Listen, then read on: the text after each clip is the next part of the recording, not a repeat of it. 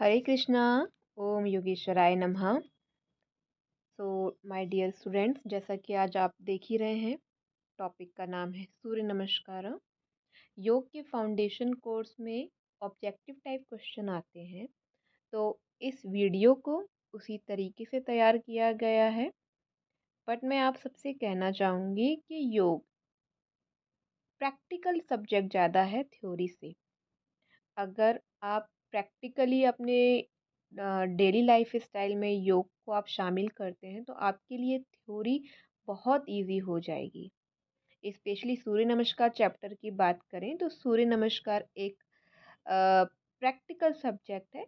अगर आप daily 2 to 3 round भी सूर्य नमस्कार के परफॉर्म करेंगे तो इतना श्योर है कि आपको सूर्य नमस्कार का चैप्टर बहुत इजीली याद हो जाएगा। आप एग्ज़ाम में आंसर दे पाएंगे। और क्योंकि ये टॉपिक ऐसा है जिसमें 3 to 4 क्वेश्चन या समटाइम्स से ज़्यादा क्वेश्चन भी केवल इसी टॉपिक से पूछ लिए जाते हैं। तो चलिए शुरुआत करते हैं। जैसा कि आपको पहले और दूसरे वीडियो में मैंने बताया था, जिसमें ओरिजिन ऑफ योगा के बारे में बताया गया था, तो उसमें ये मैंने बताया था कि इनिशियली कोई पर्टिकुलर देवी देवताओं की मूर्ति फॉर्म में पूजा नहीं होती थी। पूजा होती थी प्रकृति की। नदी, सूरज, तारे, चांद, इन सब की पूजा होती थी इनको ग्रेटिट्यूड देने के लिए। तो ये जो एज कहलाती थी, वैदिक एज कहलाती थी। तो क्वेश्चन ये भी आता है कि किस एज में, किस एरा में सूर्य नमस्कार का एवोल्यूशन हुआ। तो आंसर होगा वैदिक एज। याद रखिएगा, ये मैंने पहले बताया हुआ है, पहले वीडियोस आप देखेंगे तो। वैदिक एज में, यहाँ हम फिर से रिवीजन कर रहे हैं कि सूर्य नमस्कार का एवोल्यूशन किस एज में हुआ या किस एरा में हुआ। तो आंसर है इसका वैदिक एज। अब सूर्य नमस्कार में होता क्या है? सूर्य नमस्कार कॉम्बिनेशन है 12 डिफरेंट पॉस्चर्स का या 12 पावरफुल योग आसन्स का। क्वेश्चन इस पर यह आता है कि सूर्य नमस्कार में टोटल कितने आसन्स होते हैं। तो आंसर है 12। ठीक। अब 12 आसन्स हैं, तो क्वेश्चन इस पर यह भी आता है कि कितने मंत्रास से किया जाता है। 12 डिफरेंट आसन्स होते हैं और हर एक आसन का एक डिफरेंट मंत्रा होता है, यानी कि 12 मंत्रास होते हैं। ये अगली स्लाइड में हम देखेंगे। अगर आपके पास कभी भी वर्कआउट करने का टाइम नहीं है तो आप सिंपली सूर्य नमस्कार के कुछ राउंड कर सकते हैं। सूर्य नमस्कार को एक कंप्लीट यौगिक एक्सरसाइज भी कहा जाता है, क्योंकि सूर्य नमस्कार में कार्डियो, बॉडी स्ट्रेंथनिंग, सारे फैक्टर कंप्लीट होते हैं। तो जैसे आप देख सकते हो कि सूर्य नमस्कार एक कंप्लीट यौगिक एक्सरसाइज है। ठीक। इसमें मैंने आपको बताया था प्रीवियस स्लाइड में 12 आसन्स होते हैं, 12 डिफरेंट पॉस्चर, और हर एक पॉस्चर का एक मंत्र होता है, यानी कि 12 पॉस्चर्स के 12 मंत्र हो गए। क्लियर? और हर एक स्टेप में एक मंत्र के साथ वो पर्टिकुलर आसन परफॉर्म किया जाता है। मूविंग अहेड, ये है वो 12 पॉस्चर्स और हर एक पॉस्चर का एक पर्टिकुलर मंत्र है। याद रखिए कि हर एक आसन को हर एक पर्टिकुलर मंत्र के साथ किया जाता है और इनका एक सीक्वेंस है। इसमें कभी ऐसा नहीं होता आसनों में कि कोई आसन पहले है कर ले या कोई आसन बाद में कर ले।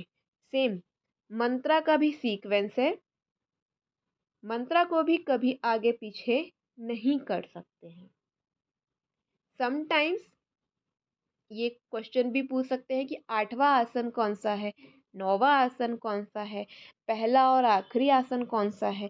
इसीलिए मैं आपको रिमाइंड करा रही हूँ कि आने वाली जो स्लाइड्स हैं हम उसमें आपको आसन के नाम भी बताएंगे, मंत्रा भी बताएंगे। तो आपको ये याद रखना है किस नंबर पे कौन सा आसन है। ठीक है, क्योंकि क्वेश्चन इसमें यही आया था इस बार कि पहला और 12वां आसन कौन सा है एंड 4th एंड 9th आसन कौन से हैं। तो आसनों के नाम थे, आपको उसमें टिक करना था। ठीक है, तो अब आपको मैंने बता दिया ध्यान देने वाली बात कौन सी है। अब आगे आने वाली स्लाइड्स में आप थोड़ा सा ध्यान देके पढ़ेंगे। पहला, प्रणमासन, या इसको प्रणाम आसन भी बोलते हैं। प्रणाम यानी नमस्कार, या इसको नमस्कार आसन भी बोलते हैं। इसमें देखिए हमारे बॉडी का पोस्चर कैसा है, नमस्कार करते हुए। ठीक, और इसका मंत्र है ओम मित्राय नमः। यहाँ केवल याद करने वाला बात क्या है, आसन का नाम और मंत्रा।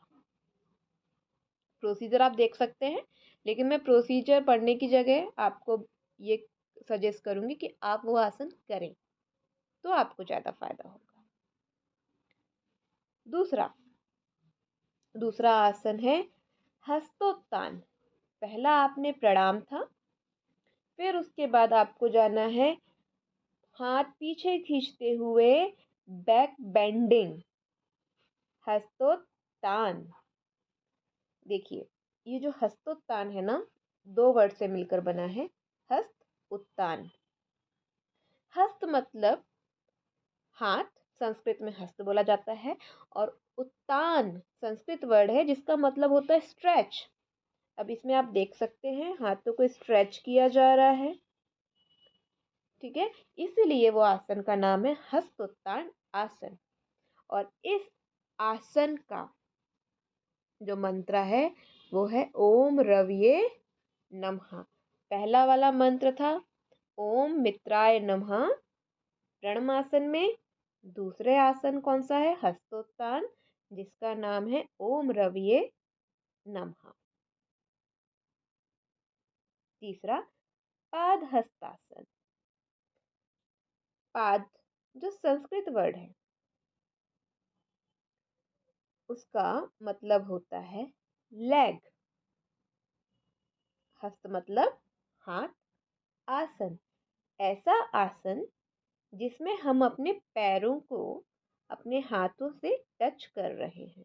ये देखिए, ये पाद और ये हस्त, पाद हस्तासन। इसका मंत्र है ओम सूर्याय नमः। क्लियर? चलिए आगे बढ़ते हैं। ये हमारा आसन है अश्व संचालन। अश्व यानी घोड़ा, संचालन मतलब चलाना, यानी कि सारथी वाली जो पोजीशन होती है, जो रथ को चलाता है, उसकी पोजीशन कुछ इस तरह से होती है। तो इसलिए क्या बोलते हैं, अश्व संचालन आसन या लंज पोज। इसका मंत्र होता है ओम भानवे नमः। ये हमारा 4th नंबर का आसन है, याद करिए। अभी मैं आपको कुछ बताऊंगी, कुछ आसन हमारे रिपीट भी होंगे। तो ये हमारा 4th आसन है, अश्व संचालन आसन, जिसका मंत्र है ओम भानवे नमः। इसमें क्या हुआ है, पादहस्तासन में दोनों हाथ हमारे पैर के पास थे, और उसके तुरंत बाद हम क्या करेंगे, हम अपने राइट लेग को ले जाएंगे पीछे की ओर, जिससे हम आ गए डायरेक्ट अश्व संचालन आसन में। इसका मंत्र है ओम भानवे नमः। याद रखिए जो भी मंत्रा में ये ओम भानवे, मित्राय या रवि नाम आ रहा है, ये सूर्य के ही नाम है। नेक्स्ट, दंडासन, प्लैंक पोज। इसका मंत्र है ओम खगाय नमः। देखिए पीछे वाले में राइट लेग पीछे था, और ओम भानवे में क्या हुआ, जो हमारा लेग आगे था वो भी हमने पीछे कर दिया, तो हम आ गए दंडासन में, प्लैंक पोज में। और जिन्होंने प्लैंक कभी ना कभी लाइफ में ट्राई किया है, लगाते हैं, उनको पता है उनको कोर का स्ट्रांग होना कितना ज़रूरी है। यानी हम जितने आसन कर रहे हैं, आप एक बार करके देखेंगे तो आपको पता चल जाएगा कि बॉडी का स्ट्रेच होना, फ्लेक्सिबल होना और स्ट्रेंथ होना कितना ज़रूरी है। और जिनकी नहीं है इसमें उतनी स्ट्रेंथ या फ्लेक्सिबिलिटी, अगर वो ये आसन करते हैं, सूर्य नमस्कार करते हैं, तो उनकी फ्लेक्सिबिलिटी और स्ट्रेंथ वाला फैक्टर इम्प्रूव होंगे। नेक्स्ट, अष्टांग आसन। देखिए, इस वर्ड को हम तोड़े। अष्ट मतलब 8, अंग मतलब बॉडी पार्ट्स, नमस्कार।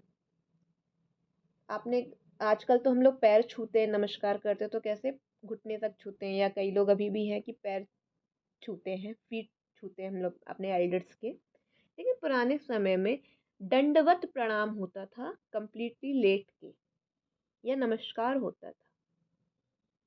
ठीक, तो कंप्लीटली नमस्कार ना करके इसमें क्या बताया है कि बॉडी के केवल 8 पार्ट्स को फ्लोर पे रखते हैं, और उस आसन को बोला है अष्टांग नमस्कार। ऐसा नमस्कार जिसमें बॉडी के 8 अंग, 8 बॉडी पार्ट्स केवल फ्लोर पर हैं। इसका मंत्र है ओम पूषणे नमः। अब अष्ट अंग कैसे? फीट 2, नी जॉइंट 2, आपके हाथ दोनों 6, आपका चेस्ट भी 7 और चिन। तो ये टोटल 8 बॉडी पार्ट्स हैं जो फ्लोर पर टच में रहते हैं, इसलिए अष्टांग नमस्कार। इसका मंत्र ओम पूषणे नमः। नेक्स्ट में क्या होता है? अष्टांग से धीरे धीरे हम पूरी बॉडी जमीन पे रखते हैं और इनहेल करते हुए अपनी बॉडी को लेके जाते हैं कोबरा पोज में, पीछे की तरफ लेके जाते हैं चेस्ट ऊपर करते हुए। तो कोबरा पोज ये बहुत फेमस है आसन, भुजंगासन, कोबरा पोज। इसका मंत्र है ओम हिरण्यगर्भाय नमः। क्लियर? तो अभी हमने 6 और 7, 6 से 7 में किस तरह से आते हैं आपने देख लिया इजीली। याद रखिएगा 7 नंबर पे कौन सा आसन आता है, 6 नंबर पे कौन सा आता है, आपको याद करना पड़ेगा, और ये याद तभी होगा जब आप प्रैक्टिकल करेंगे। अगला आसन है अधोमुखी श्वान आसन। अधो मतलब, माफ कीजिए, अधो मतलब होता है नीचे, मुखी यानी मुख, जिसमें मुख नीचे की ओर है। देखिए इसका फेस नीचे की ओर है। श्वान, श्वान यानी होता है डॉग। आपने कभी देखा होगा डॉग्स वगैरह को स्ट्रेच करते हुए, तो कुछ इस तरह का पोज बनाते हैं। तो इसीलिए इस आसन के 2 नाम हैं, आप कंफ्यूज मत होइएगा। अधोमुखी यानी कि नीचे की तरफ जिसमें मुख है, डाउनवर्ड डॉग पोज। और पर्वतासन यानी माउंटेन, कुछ माउंटेन जैसा स्ट्रक्चर दिख रहा है, तो इसलिए इस आसन के 2 नाम हो गए हैं। क्लियर? तो इस आसन का नाम है माउंटेन पोज, पर्वत आसन या अधोमुखी श्वान आसन, और इस आसन का जो मंत्र है वो है ओम मरीचिये नमः। अब देखिए अश्व संचालन वापस आ गया। यस, लेकिन उस अश्व संचालन में और इस अश्व संचालन में डिफरेंस है। पहले इसका मंत्र देख लेते हैं। ओम आदित्याय नमः। आसन रिपीट हो गया, लेकिन अभी भी मंत्र हमारे एक बार भी रिपीट नहीं हुआ है। याद रखिए क्वेश्चन आ गया ओम आदित्याय नमः किस नंबर का मंत्र है, तो आपको ये याद होना जरूरी है। अब आसन रिपीट हो गया, अब इसमें डिफरेंस क्या है? पहले भी आसन किया था हमने 4th नंबर पे। डिफरेंस ये है कि इसमें पहले वाले में हमारा राइट लेग आगे था, अभी इसमें हमारा राइट लेग हमारा पीछे था, अब इसमें हमारा राइट लेग आगे हो गया। पहले में हमारा लेफ्ट लेग आगे था, अब इसमें लेफ्ट लेग पीछे हो गया। क्लियर? केवल लेग्स की पोजीशन चेंज हुई है। तो ये अश्व संचालन फिर से रिपीट हुआ है, और इसका मंत्र है ओम आदित्याय नमः। अब देखिए 9 नंबर का आसन, 10 नंबर और 11 नंबर, ये सीक्वेंस रिपीट होता है। ये कौन सा आसन है आपने पहले देखा, जिसमें पैर और हाथ एक दूसरे के पास में रहते हैं। पैर यानी पाद, हस्त मतलब हाथ, पाद हस्तासन। और उसका मंत्र है ओम सवित्रे नमः। क्वेश्चन अगर ये पूछ लिया जाए कि ओम सवित्रे नमः या पाद हस्तासन में कौन सा बोला जाता है, तो पहले याद रखिएगा वो जरूर, आप दोनों में सही होंगे। जो पहले मैं आपको बताया था और ये दूसरे, ये आपका 10वें नंबर पे जो बताया ओम सवित्रे नमः, आपको मंत्रा और सीक्वेंस याद होना जरूरी है। ठीक है, ये है हस्तोत्तान, इसका मंत्र है ओम अर्काय नमः। अगेन, हस्त मतलब ये हाथ, उत्तान यानी स्ट्रेच, ऐसा आसन जिसमें हाथों को स्ट्रेच किया गया है। क्लियर? उसका मंत्र है ओम अर्कायन नमः। नेक्स्ट, प्रणमासन यानी नमस्कार आसन। हमने इसी आसन से शुरुआत की थी और इसी आसन पे हमने एंड किया है। बस फर्क कहाँ आया? मंत्रा में। आपने देखा 4 आसन थे जो रिपीट हुए, लेकिन मंत्रा रिपीट नहीं हुए, चेंज होते रहे। तो मित्राय नमः से शुरू किया था, ओम भास्कराय नमः से हमने फिनिश किया है। ठीक है, अब आपको देखने में डिफिकल्ट लग रहा होगा पढ़ने में, जिनने फर्स्ट टाइम ये पढ़ रहे हैं सूर्य नमस्कार, लेकिन अगर आपने प्रैक्टिकल करना शुरू कर दिया डेली 2 to 3 राउंड, आपके लिए बहुत इजी हो जाने वाला है ये टॉपिक। चलिए, अब हम बेनिफिट्स देखेंगे कि सूर्य नमस्कार, जैसे मैंने आपको बताया आपके पास वर्कआउट के लिए टाइम नहीं है, तो आप क्या कर सकते हो? सूर्य नमस्कार, क्योंकि वो सारे फैक्टर्स, सारे बेनिफिट्स आपको देता है। आपकी बॉडी पे काम करता है, आपके मेंटली वर्क करता है। लेकिन हम यहाँ देख लेते हैं किस तरह से। फिजिकल बेनिफिट्स में आपको डिजीज फ्री रखता है, हेल्दी करता है आपके बॉडी और माइंड को, ब्लड सर्कुलेशन इम्प्रूव करता है, डाइजेस्टिव सिस्टम, ऑब्वियसली आप वर्कआउट करोगे आपको भूख लगेगी, आपका डाइजेस्टिव सिस्टम प्रॉपर वर्क करेगा। स्ट्रेंथन द हार्ट, क्योंकि जब आप धीरे धीरे नंबर ऑफ रिपीटिशन आप बढ़ाते जाते हो, तो आपका एक तरीके से कार्डियो वर्कआउट होता है, जो कि आपके हार्ट और आपके कार्डियोवास्कुलर सिस्टम को इम्प्रूव करता है। Stimulate abdominal muscles, respiratory muscle, lymphatic system, spinal nerves और बॉडी के जितने भी इंटरनल ऑर्गन्स हैं उनमें ब्लड सर्कुलेशन इम्प्रूव करता है। आपकी स्पाइन को, आपकी नेक मसल्स को, आपकी ओवरऑल बॉडी को टोन करता है। फ्लेक्सिबिलिटी बढ़ती है, ये तो आप देख ही चुके हैं, आसनों को देख के समझ चुके हैं। नाउ डिसएडवांटेज, अब डिसएडवांटेज से ज़्यादा अच्छा ये कहना होगा कि हम किस कंडीशन में नहीं कर सकते।